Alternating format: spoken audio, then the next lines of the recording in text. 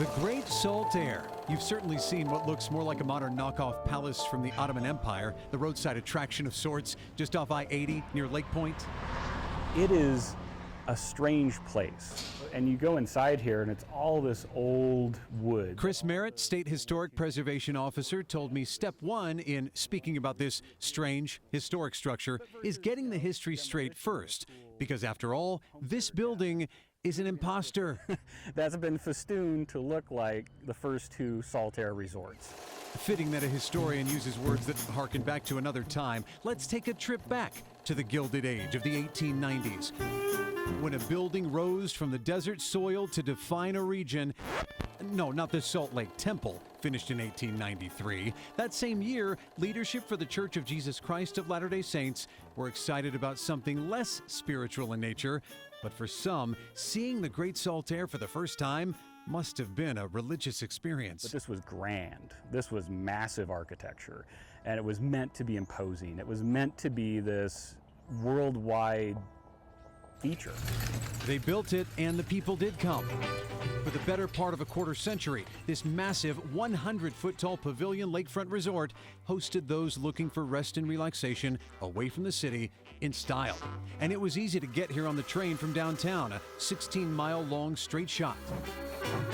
But if you search today for any sign of the bandstand, the Midway Games, the shops selling root beer and the 10-cent dolls to the masses, the dressing rooms lining what was a spacious section of this buoyant saltwater bay, Nothing here, yeah. chances are you wouldn't find anything. But those piles that are way out there, that was Saltair 1, where if you were swimming, it was a deck you could lay out on and rest.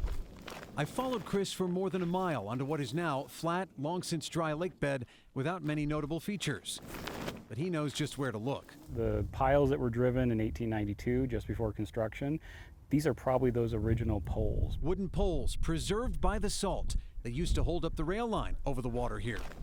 Posts that ran electric and telephone lines. That was a steam boiler. This thing operated for 80 plus years. Wow.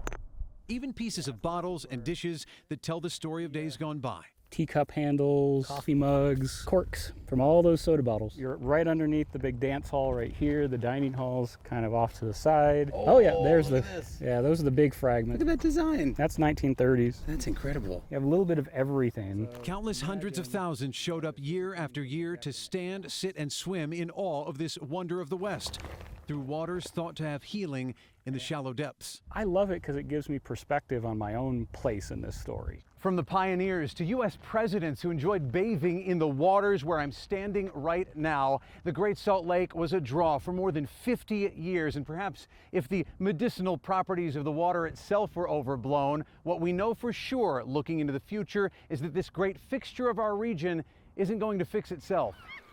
For 50 years, people loved coming to the lake. People loved recreating out here. This is how they spent their weekend. This is how they spent their 4th of July. The world's largest dance floor, the Sunday concerts, even the eventual roller coaster couldn't save this space from destruction, as fire gutted the great structure in the middle of the roaring 20s. So Saltair 2 was born with a lot of promise.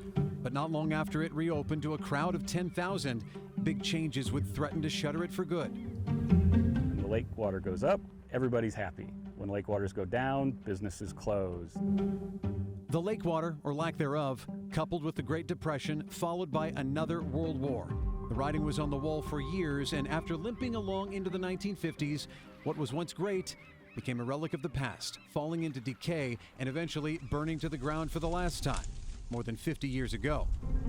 So how does this lost history help us save the Great Salt Lake today? I'm not a biologist, I'm not a geologist, I'm not a water scientist, but I'm like, here's the history. Here's how we interacted with the lake. Here's its connection to all of us that we need to take into account. Do you think we have the opportunity to adjust and fix and bring back some of the glory of the lake? Is it possible? I think so. I think anything is possible. I'm standing in a place that celebrated the lake for 60 years. I think that's pretty neat, and it's a story that we don't tell enough of. As for this yellow knockoff along the freeway, well, they say imitation is the greatest form of flattery.